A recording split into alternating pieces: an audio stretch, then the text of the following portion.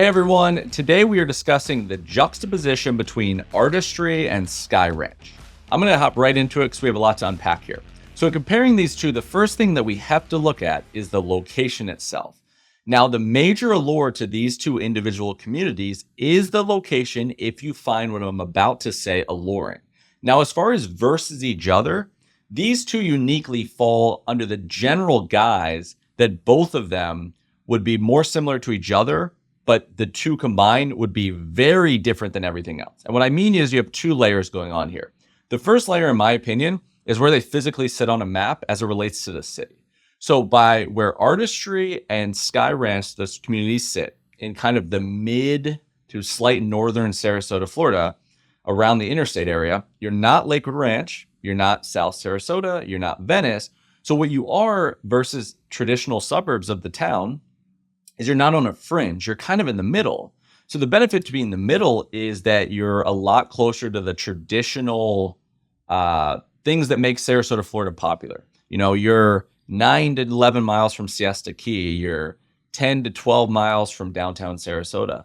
Then north to south, you can shoot to Lakewood Ranch, you can go down to Venice and Welland Park. So you kind of have access to everything the city has, where all the brand new stuff is packed in areas that are kind of further away because that's where all the land was. So that's 100% one of the main benefits to this area. Now, the two communities as they sit versus each other, if you're going to compare, Skye Ranch is about 5 miles south of Artistry.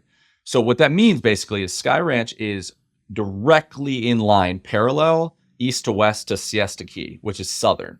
And then Artistry is going to be more parallel to downtown Sarasota and a little bit closer to Lakewood Ranch. So if all was even, which they're very not even here as we're going to go, if all is even, then you could choose where you'd rather be slightly south or north in town, but it could be negligible at 5 miles. Now, the second thing the location itself gets you as our first differentiator is aesthetic.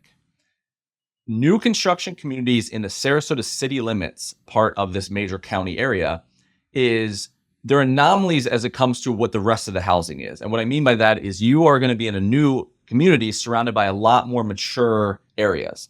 So it does look more aesthetically pleasing if you value like more country, more space, maturity of landscaping, etc. It's very alluring to people if they go that direction, or it feels like complete abyss to people that are more in the Lakewood Ranch speed. You know, if you go to Lakewood Ranch or Welland Park, for instance, it looks like Pleasantville. Almost the entire area was built brand new. Every street, every neighborhood's new, which if you love that, it's amazing. But if you're looking for, I like new homes, but I like more mature cities, then these areas are very clearly different as you hug the particular geographic regions that they sit in. Oh, and by the way, real quick, I forgot to mention, I am Adam Hancock. If you're not familiar with me, I own a real estate brokerage based out of Sarasota, Florida.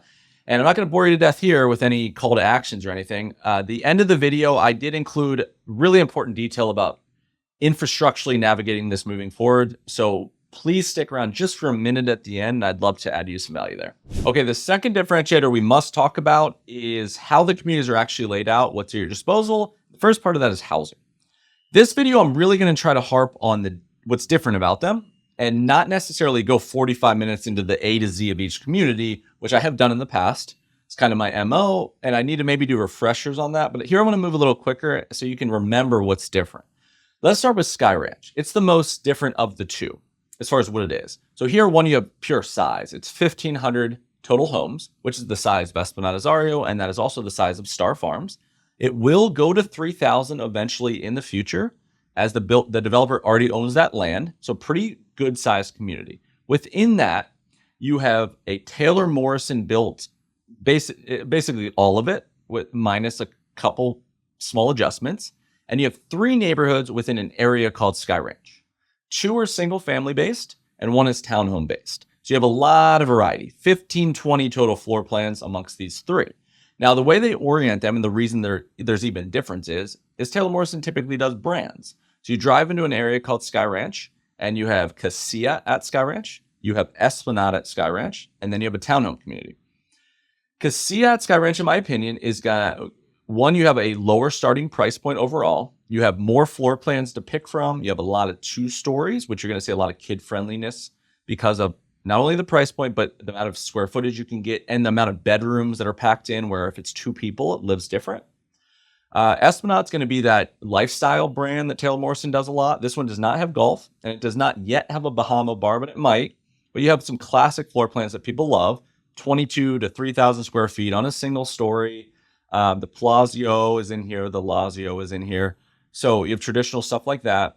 There's going to be a huge swath of amenities here that's different than a lot of places. Quite unbelievable stuff.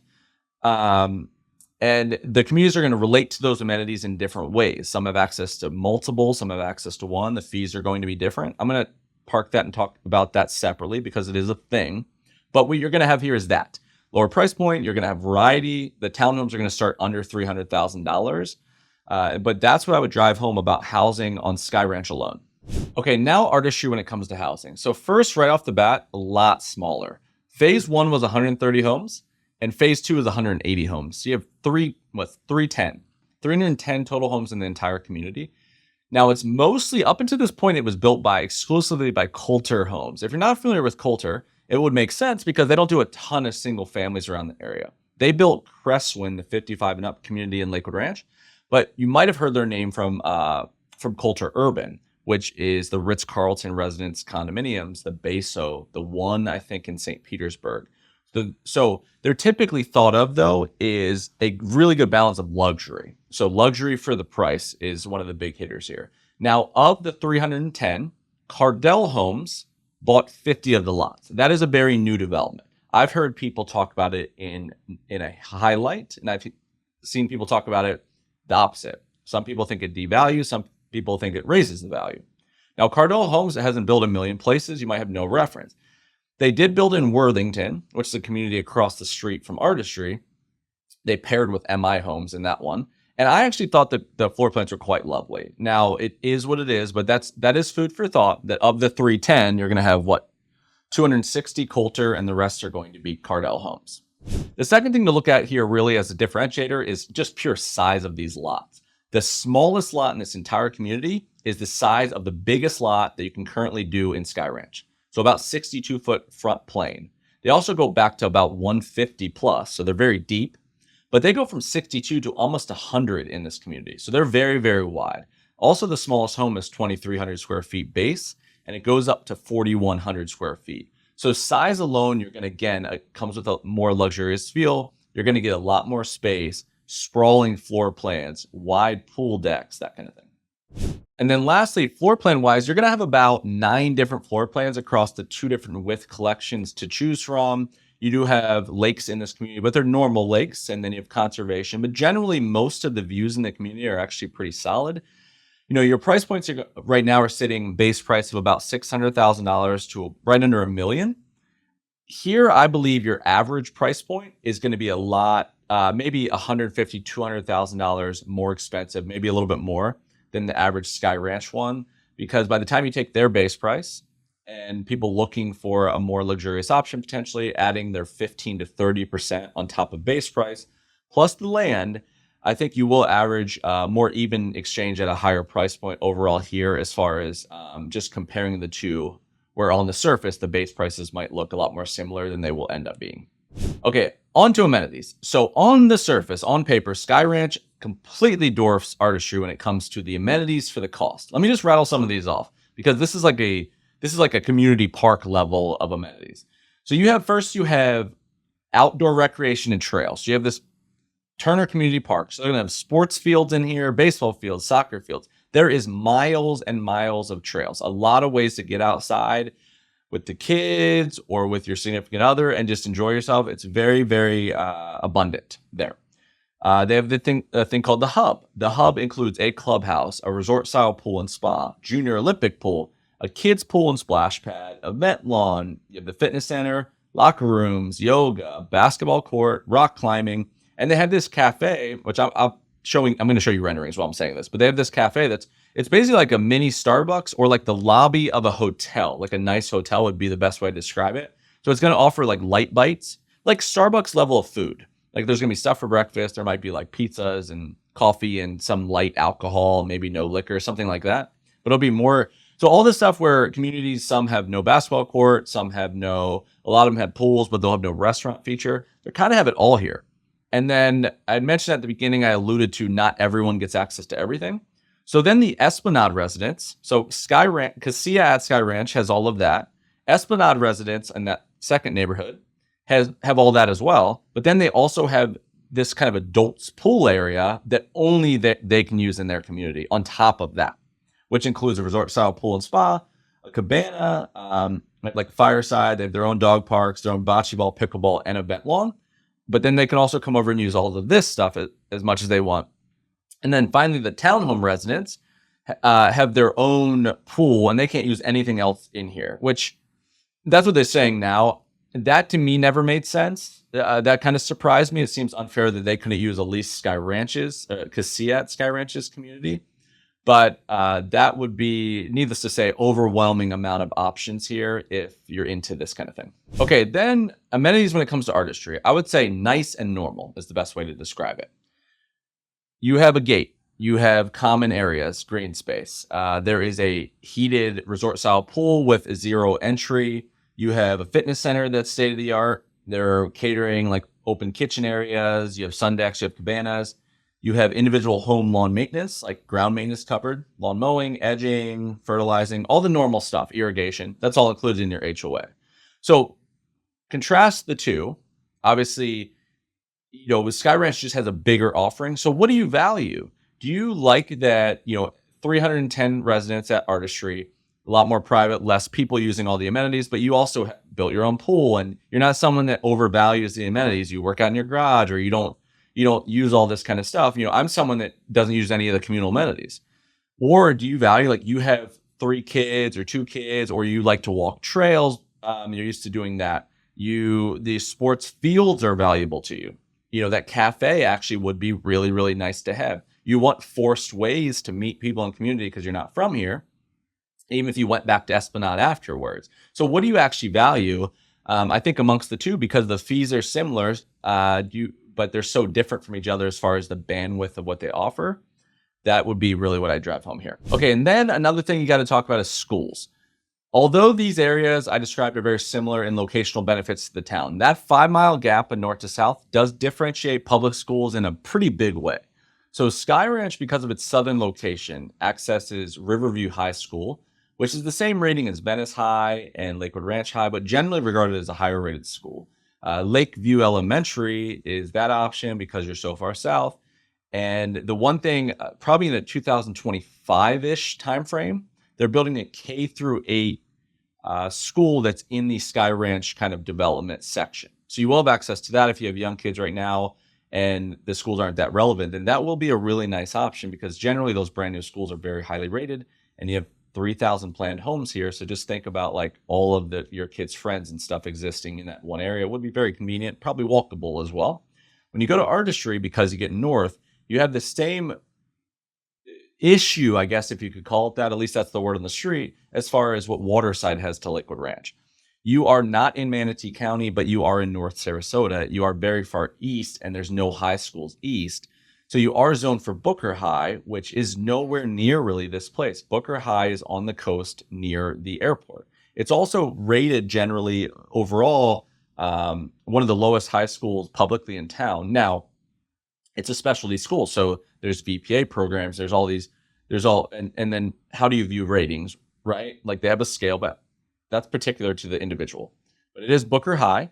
And then Tatum Ridge Elementary, I think it goes K through 8, but Tatum Ridge is your elementary. It's the same zone as all of the Waterside District and Lakewood Ranch. And the schools that are being built there are pretty far out in the future. So until that charter high school is built, you will be zoned for Booker High. Okay, we've talked a lot about the two communities. We've talked location, housing, amenities, and schools. How to pick. What is right for you? I'd say if you're someone that values a more boutique feel, you didn't want to build a $2.5 million, $1.8 million custom home, but you do value those kind of fixtures, the culture aesthetic.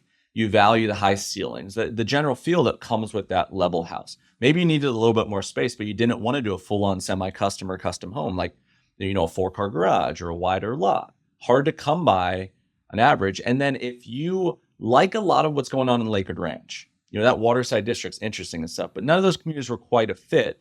And you wanted basically, in a perfect world, you would have built a beautiful new house because you value that on your own land. then artistry could be a really interesting fit.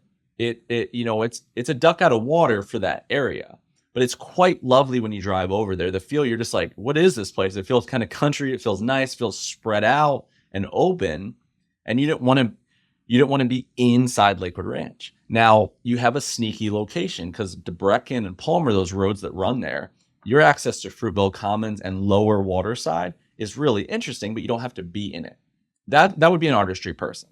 Now on the other end of the spectrum, Skye Ranch is going to offer a lot more variety.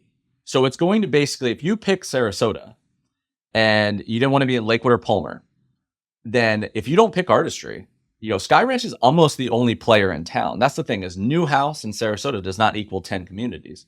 Beyond Grand Park by Neal, which is just south at Skye Ranch, it's the only one. So then you say, okay, I like a lot of things about it, and artistry is just simple. So you eliminate artistry, then Skye Ranch does give you the ability with the variety to satiate a lot of different needs by navigating it. Esplanade, for instance, would give you a lot more of an artistry feel within a community that offers more overall, more boutique within a larger development. Casilla is clearly more bandwidth for affordability if you had multiple people living in the house beyond just the two. The amenities overall are going to be very, very pleasant for just overall outdoor lifestyle. And then the costs that come with it are very reasonable. You have HOAs under $200 a month offering all this kind of thing, because the benefit of a lot of homes is it spreads out fees. You have not a lot of homes, then $300-400 a month is commonplace because you're only spreading in a month's 300 members. So, and then the schools, you can't get away from the school. The generally highly rated from elementary, from let's say kindergarten through 12th grade, overall in Lower Sarasota is going to offer just more accessibility right now before the new schools are built in the new areas. So that's how I would divide the two, if that makes sense, as a conclusion for this one. Okay, hopefully after that you have a lot better perspective of these two communities versus each other. If you can just give me one more minute of your time, I want to clarify something. I would be forever grateful.